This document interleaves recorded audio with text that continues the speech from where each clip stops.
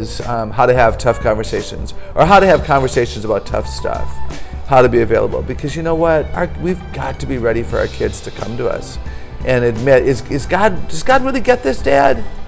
Like, is God still really, are you sure he's still a loving God? Look what's happening. And you know, why would he allow this to happen? So how do we make it easy for our kids to come to us? Not Google it, because you know what, they can Google it. They can go to google.com and say, is God really loving? You don't want Google telling your kids about that. Yeah. And I mean, we have curriculum providers, and God love them, and they need to be there. It's a super important part of your homeschooling journey. But as someone said at this conference today, the academics, that's not important in comparison to securing their heart, spiritual development for most of us, and the right relationship, so that you can be working with Christ to transform their heart, toward righteousness. Well, let's talk a little bit about what you ended with about the relationship where the kids can come to the parents, and have the real conversation. Yeah. How can parents develop those relationships? It's a great question. There's so much I could say. Parents need to take care of themselves, and this is hard. We're in a new normal, whatever you want to call it. Stress is real. Let's not be ashamed of that.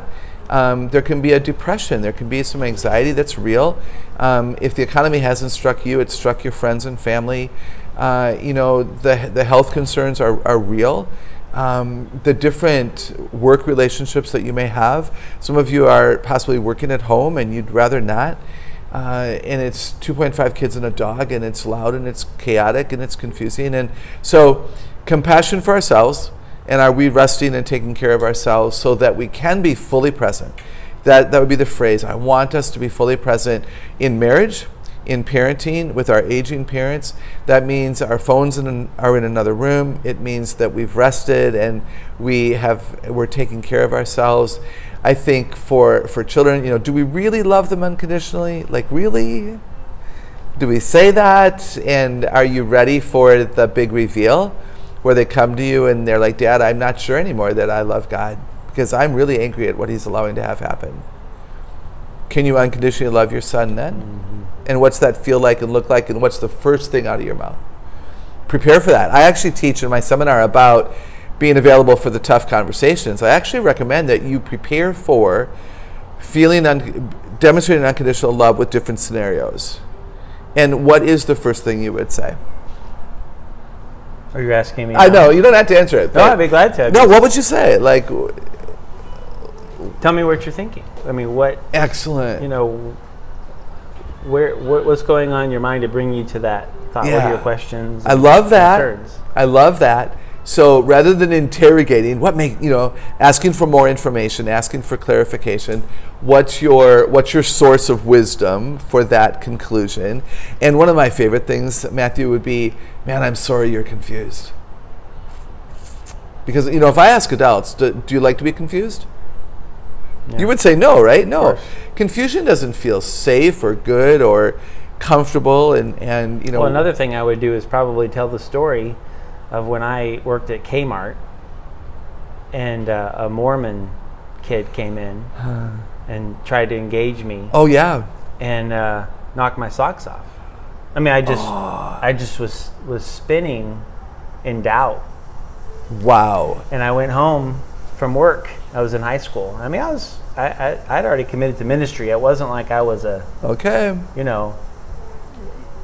unserious believer. Right. But I was knocked for a loop, and I came home and my dad was sitting in the living room, and I just sat down and said, Dad, this is really throwing me for a loop. And he talked to me, and it was what I needed. But to identify with my kids, I know exactly how you're feeling. Yes. Because that's what we do. We do that. Yeah, it's really good. I love that. I think that soon in that conversation to say, hey, been there, done that. I'm not scared because I've also been, doubting. Yeah. I love that your dad was present in the living room and that you knew that he was safe, Yeah. and you could instantly admit, I'm confused, Dad.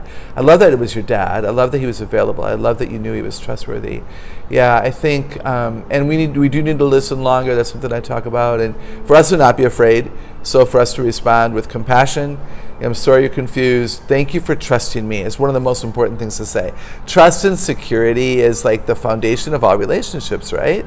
It's the foundation of the relationship we have with the God of the Bible and with Jesus and with the Spirit, and it's where your kids want to know, can I trust my dad and can I trust my mom? So for us to say, because words really matter, for us to say, man, I'm so grateful that you came and that you could trust me. Thank you for trusting me. It's a huge statement. And you know what? Another thing is to admit, man, I don't know. Like, I'm confused too. And it might not be about anything related to the COVID situation. It might be, I don't know. I just don't get why I should wait for sex. I mean, it could be any number of issues. It could be a 9-year-old who says, Dad, what's the big deal with cheating? Like, I studied, but I just didn't know that one answer. And so I just what's the big deal? I mean, it can be any number of things. But for us to say, let's figure it out together. Let's research it together, whether that's Bible study, legit, having your children's pastor on speed dial. One of the things I recommend that we do is if our parents are still alive, that we reach out to them and our kids know we've done that. So is your dad still alive? And he's a truth seeker and a Christ follower, so he's a good source of wisdom. So with your sons and daughters, say, hey, let's call Grandpa. Wonder what because don't you want your kids to come to you even when they're adult grown children? So let's let them watch us do the same.